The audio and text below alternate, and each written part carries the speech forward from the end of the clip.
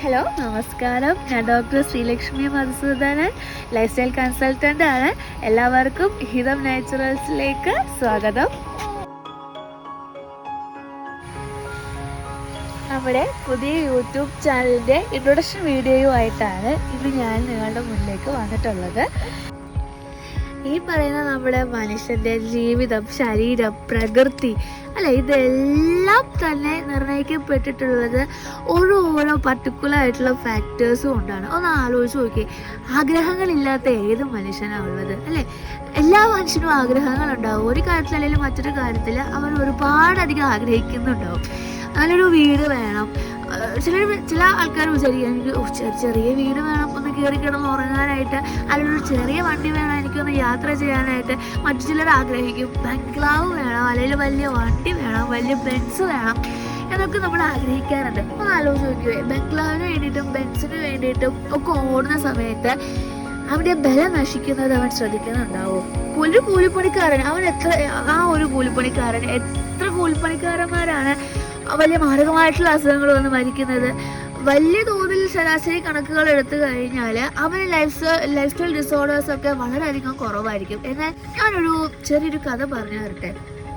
നമുക്ക് എല്ലാവർക്കും ഇൻസ്പയർ ആകുന്ന, നമ്മളെല്ലാവരും ശ്രദ്ധിക്കേണ്ടതായിട്ടുള്ള ഒരു ചെറിയ സ്റ്റോറി. ഓക്കെ, ഈ ലോകത്തിൽ തന്നെ, ഇന്ത്യയിൽ തന്നെ വെച്ചിട്ട് ഏറ്റവും വലിയ ധനികന്മാരിൽ ഒരാളായിട്ടുള്ള രാകേഷ് ജിൻജുൻവാല, ഓക്കെ, അദ്ദേഹം മരണപ്പെട്ടു.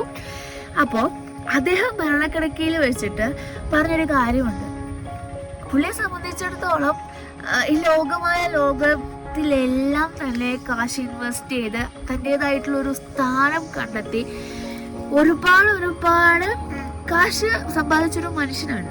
ഓക്കെ, അദ്ദേഹത്തിന് അവസാന നിമിഷം ക്രോണിക് ഡിസീസ്, കിഡ്നി ഡിസീസായിട്ട് മരിക്കുന്ന സമയത്ത് അദ്ദേഹത്തിന്റെ ബാങ്ക് ബാലൻസ് എന്ന് പറയുന്നത് 35,000 കോടി രൂപയായിരുന്നു. ഈ ലോകത്ത് തന്നെ പല രാജ്യങ്ങളിലും അദ്ദേഹം കാശ് ഇൻവെസ്റ്റ് ചെയ്തിരുന്നു. മരണക്കിടക്കയിൽ വെച്ച് അദ്ദേഹം ഒരു വാക്ക് പറയുകയുണ്ടായി: ഞാൻ ഈ ലോകം എല്ലായിടത്തും ഇൻവെസ്റ്റ് ചെയ്തു, കാശ് ഒരുപാട് സമ്പാദിച്ചു, പക്ഷേ ഞാൻ എൻ്റെ ആരോഗ്യത്തിൽ മാത്രം ഇൻവെസ്റ്റ് ചെയ്തില്ല. ഇതായിരുന്നു അദ്ദേഹത്തിന്റെ വാക്കുകൾ. കിഡ്നി ഡിസോർഡർ ആയിട്ട് മരണക്കിടക്കയിൽ കിടക്കുന്ന സമയത്ത് അദ്ദേഹം പറഞ്ഞ വാക്കുകളാണിത്. അപ്പോൾ ഒരു കാര്യം മനസ്സിലാക്കുക, എത്രയൊക്കെ സമ്പാദിച്ചാലും സ്വന്തമായിട്ട് നല്ല ശരീരവും ആരോഗ്യവും ഉള്ളവനാണ് ഈ ലോകത്തിലെ ഏറ്റവും വലിയ ധനികൻ. ഓക്കെ, അതുപോലെ തന്നെ നമുക്ക് പല സെലിബ്രിറ്റീസിനെ കാണുമ്പോഴും നമ്മൾ കൊത്തിയോട് നോക്കാറുണ്ട്. എടുത്തു പറയേണ്ട മമ്മൂട്ടി, മലയാള ഫിലിം ഇൻഡസ്ട്രിയിൽ മമ്മൂട്ടി ഉണ്ട്, അല്ലെങ്കിൽ അന്യഭാഷകളിൽ ഷാരൂഖ് ഖാൻ ആയിക്കോട്ടെ, കമൽഹാസൻ ആയിക്കോട്ടെ. നമ്മൾ ഒരുപാട് അസൂയോടെ അല്ലെങ്കിൽ ഒരുപാട് ആകാംക്ഷയോടെ കാണുന്ന കുറച്ച് കാര്യങ്ങളുണ്ട്. ഇവർക്ക് എത്ര പ്രായമായിട്ട് ഇവർ ഇത്രയും ഹെൽത്തി ആയിട്ട് യങ് ആയിട്ടിരിക്കുന്നത് അല്ലെ? കാശുണ്ടായാലും എന്ത് ചെയ്യാലോ നമുക്ക് എന്നുള്ളൊരു തോട്ട് നമുക്ക് വരരുത്. തോട്ട് കൊണ്ട് അല്ലെങ്കിൽ കാശ് കൊണ്ട് നമുക്ക് മേടിക്കാൻ പറ്റുന്നതല്ല ആരോഗ്യം എന്നുള്ള ആ ഒരു അവസ്ഥ. അത് നമ്മൾ തിരിച്ചറിയാം. ഈ സാധാരണ ആൾക്കാരിൽ അല്ലെങ്കിൽ സാധാരണ ജനങ്ങളിലേക്ക് ഇറങ്ങിച്ചെന്ന് നമ്മൾ പഠിക്കുക. അവരിൽ എത്ര പേർക്കാണ് ലൈഫ് സ്റ്റൈൽ ഡിസോർഡേഴ്സ് ഉള്ളത്? എന്തുകൊണ്ടാണ് അവർക്ക് ഈ ലൈഫ് സ്റ്റൈൽ ഡിസോർഡേഴ്സ് കുറയുന്നത്? ഒരുപാട് വർഷങ്ങൾക്ക് മുന്നേ പണക്കാരിൽ മാത്രം കണ്ടുവന്നുകൊണ്ടിരുന്ന രീതിയാണ് ഈ ലൈഫ് സ്റ്റൈൽ ഡിസോർഡേഴ്സ്. പഞ്ചാര അസുഖം, ഡയബറ്റിക് മെലിറ്റസ് 1 or 2, ടൈപ്പ് 1 ആയിക്കോട്ടെ, ടൈപ്പ് 2 ആയിക്കോട്ടെ. ഓക്കെ, ഇതെല്ലാം നമ്മൾ ചിന്തിച്ചു നോക്കിയേ, ഇതൊന്ന് ആലോചിച്ച് നോക്കിയേ. ഓക്കെ, ഈ പറയുന്ന പഞ്ചസാര അസുഖം അത് ഇപ്പൊ പാരമ്പര്യമാണെന്ന് പറയുന്നു. എൻ്റെ അച്ഛനുണ്ട്, വളരെ ക്രെഡിറ്റോട് കൂടിയാണ് എല്ലാവരും പറയുന്നത്. എൻ്റെ അച്ഛനുണ്ട്, സോ ഡയബറ്റിക് എനിക്കും വരാം, അല്ലെങ്കിൽ എനിക്കും ഉണ്ട് എന്നുള്ളൊരു തോട്ട്. അതെങ്ങനെയാ അച്ഛനുണ്ടെന്ന് പറഞ്ഞാൽ അത് മകന് വരുന്നത്? ലൈഫ് സ്റ്റൈൽ, ശൈലി. ഓക്കെ, അച്ഛൻ കാശുണ്ടാക്കുന്നു, അച്ഛനിപ്പോ മക്കളായിട്ട് ഇപ്പൊ ഒരുപാട് ലൈഫ് എൻജോയ് ചെയ്യാനെന്നുള്ള പേരിൽ നമ്മൾ ട്രിപ്പ് ചെയ്യുന്നുണ്ട്, ഒരുപാട് ചെയ്യുന്നുണ്ട്. ട്രിപ്പ് ചെയ്യുമ്പോ എന്താ, മക്കൾ ഐസ്ക്രീം കഴിക്കുന്നു, മോൻ ഐസ്ക്രീം കഴിക്കുന്നു, അച്ഛൻ നോക്കി നിൽക്കുന്നു, എന്താ, എനിക്ക് ഡയബറ്റിക് ആണ്. സോ ആ ലൈഫ് സ്റ്റൈൽ, കാരണം ഓൺസ് അപ്പോൺ എ ടൈം ഈ പറയുന്ന ഐസ്ക്രീം ഭയങ്കര ഫേവറേറ്റ് ആയിരുന്നു പുള്ളിക്കെന്ന് പറയുന്നത്. സോ അതിങ്ങനെ കണ്ടിന്യൂ ആയി പോയിക്കൊണ്ടിരുന്നു. സോ അച്ഛന് വന്നു ഡയബറ്റിക്. അത് കുറച്ച് നാൾ കഴിയുമ്പോഴത്തേനും അത് മകന് വരുന്നു. പിന്നെ മകൻ ഇതുപോലെ മാറി നിൽക്കുന്നു, ഡയബറ്റിക് ആണ് എന്നുള്ളൊരു കാരണം കൊണ്ട്. പിന്നെ ചില ആൾക്കാരുണ്ട്, ഓക്കെ ഡയബറ്റിക് ആണെങ്കിലും എന്താ ഇഷ്ടമുള്ള സാധനങ്ങളെല്ലാം കഴിക്കാം, എന്നാലും ഇൻസുലിൻ ഉണ്ടല്ലോ എന്നുള്ളൊരു തോട്ട് അല്ലേ? രോഗങ്ങളെ പേടിച്ച് ഭക്ഷണങ്ങൾ വേണ്ടാന്ന് വെക്കുകയോ അല്ലെങ്കിൽ രോഗങ്ങളെ പേടിച്ച് ഭക്ഷണത്തിൽ നിന്ന് പേടിച്ചോടുകയോ അല്ല നമ്മൾ ചെയ്യേണ്ടത്. നമ്മൾ ചെയ്യേണ്ടത് എന്താണെന്ന് അറിയാമോ? നമ്മുടെ ആരോഗ്യത്തെ നമ്മൾ വളരെ സ്നേഹത്തോടുകൂടെ നമ്മുടെ ശരീരത്തെ വളരെ സ്നേഹത്തോടുകൂടെ വളരെയധികം ആവശ്യകതയോടുകൂടെ കെയർ ചെയ്ത് ഇൻവെസ്റ്റ് ചെയ്ത് കൊണ്ടുപോകുക എന്നുള്ളതാണ് നമ്മൾ ചെയ്യേണ്ടത്. അതായത് ഈ പറഞ്ഞ പോലെ ഒരുപാട് വളരെ റിസ്ക്കുള്ള അല്ലെങ്കിൽ ഡയറ്റ് നോക്കുക അല്ലെങ്കിൽ എക്സസൈസ് ചെയ്യുക പാടാണ് അതൊക്കെ എന്ന് പറഞ്ഞിട്ട് കാര്യമില്ല.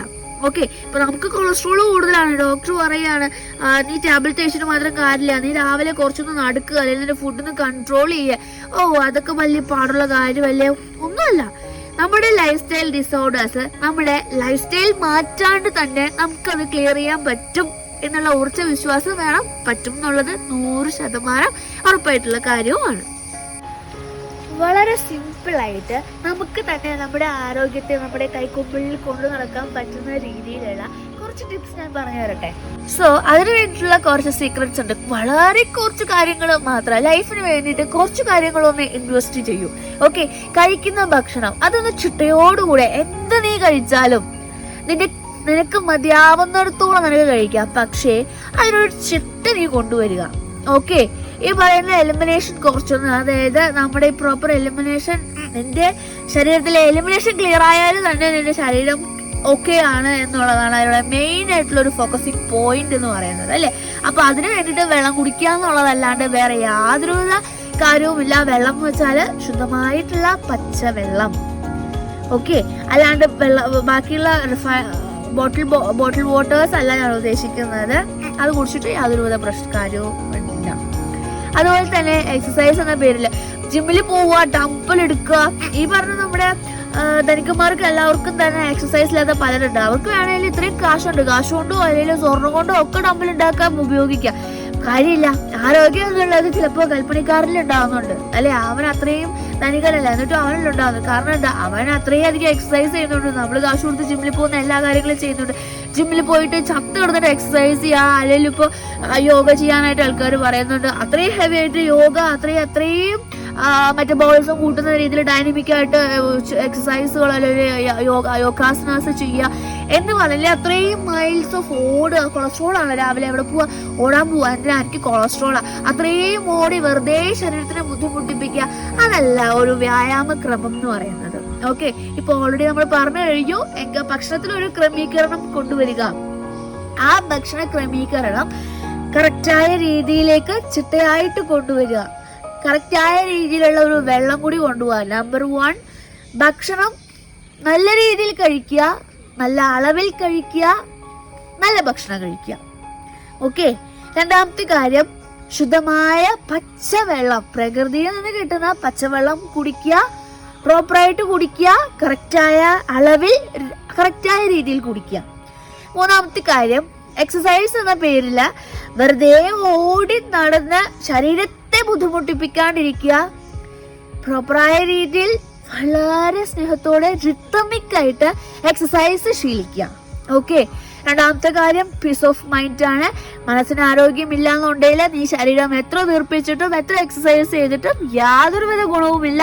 സോ മൈൻഡ് ക്ലിയർ ആക്കി വെക്കുക, ഫ്രഷ് ആയിട്ട് വെക്കുക.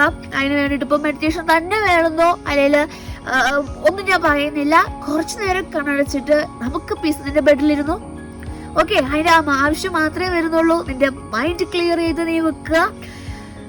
അറ്റ്ലീസ്റ്റ് ഒരു 1 hour അല്ലെങ്കിൽ ഒരു ½ an hour എങ്കിലും അവയവങ്ങൾക്ക് റെസ്റ്റ് കൊടുക്കുക. അത് പ്രോപ്പർ സ്ലീപ്പിൽ വരുന്നുണ്ട്. സോ പ്രോപ്പർ സ്ലീപ്പ് മാത്രം ചെയ്തിട്ട് കാര്യമില്ല. അതിനോടൊപ്പം തന്നെ ആ സ്ലീപ്പ് ഉറങ്ങുന്നതിന് മുന്നേ തന്നെ കുറച്ചു സമയം ശരീരത്തിന് കൊടുക്കുക, പ്രിപ്പയർ ആകാൻ വേണ്ടിയിട്ട്. സോ സൂര്യാസ്തമയത്തിന് മുന്നേ കഴിയുന്നതും ഭക്ഷണങ്ങൾ സ്റ്റോപ്പ് ചെയ്യുക. പിന്നെ ജ്യൂസസ് ആയിട്ടോ അല്ലെങ്കിൽ ലൈറ്റ് സെമി ലിക്വിഡ് ഫോമിലോ നമുക്ക് എടുക്കാൻ ഒരു പ്രോബ്ലവും അവിടെ വരുന്നില്ല. ഓക്കെ, കോവിഡ് ഒരു മഹാമാരി വന്നത് ഓർക്കുന്നുണ്ടോ? ആ സമയത്ത് നമ്മൾ എല്ലാവരും വീട്ടിലിരിപ്പായിരുന്നു, അല്ലേ? ഞാനും. സോ ആ സമയം ഞാനൊരു ബുക്ക് വായിക്കുക, ഇക്കിഗായ്. അറിയാം എല്ലാവർക്കും, സ്വാഭാവികം. എങ്ങനെയാണ് ഹെൽത്തി ആൻഡ് ഹാപ്പി ലൈഫ് മുന്നോട്ട് കൊണ്ടുപോകുന്നത്, ലൈഫ് സ്പാൻ എങ്ങനെയാണ് കൂട്ടുന്നത്. 90 വയസ്സ് വരെയൊക്കെ എല്ലാവരും ജീവിക്കും, പറയാനും എളുപ്പമാണ്. പക്ഷേ ഇവിടെ നമ്മുടെ നാട്ടിൽ ഇപ്പോൾ ഉള്ള വല്യപ്പന്മാരും വല്യമ്മമാരും എങ്ങനെയാണ് ജീവിക്കുന്നത്? എത്ര വയസ്സുണ്ട്? 90 അമ്മ കിടപ്പിലാണ്, അല്ലെങ്കിൽ 100 വയസ്സായി അമ്മ കിടപ്പിലാണ്. അവിടെ ബാക്കിയുള്ളവർക്ക് ഒരു കഷ്ടപ്പാടായി മലവും മൂത്രവും ഒക്കെ അവിടെ തന്നെ വിസർജിച്ച് നമ്മൾ അങ്ങനെ കിടക്കേണ്ട ആവശ്യമില്ല. ലൈഫ് സ്പാൻ എന്ന് പറയുന്നത് ഹെൽത്തി ആൻഡ് ഹാപ്പി ആയിട്ട് എൻ്റെ ആക്ടിവിറ്റീസ് എനിക്ക് ചെയ്ത് നിൽക്കാൻ പറ്റുന്ന ഒരു അവസ്ഥ എന്നുള്ളതാണ്. ആ ആരോഗ്യത്തിൻ്റെ സീക്രട്ട് ആയിട്ടുള്ള 5 കാര്യങ്ങൾ ഒന്നുകൂടെ പറഞ്ഞു തരട്ടെ.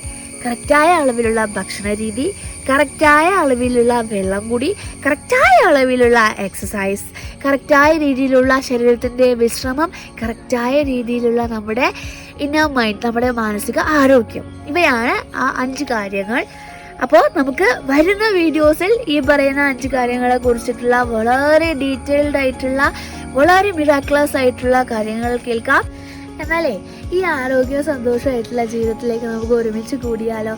ഈ 5 കാര്യങ്ങൾ എങ്ങനെയാണ് നമ്മുടെ ലൈഫിൽ പ്രാവർത്തികമാക്കേണ്ടതെന്ന് വരുന്ന ദിവസങ്ങളിൽ നമുക്ക് കാണാം.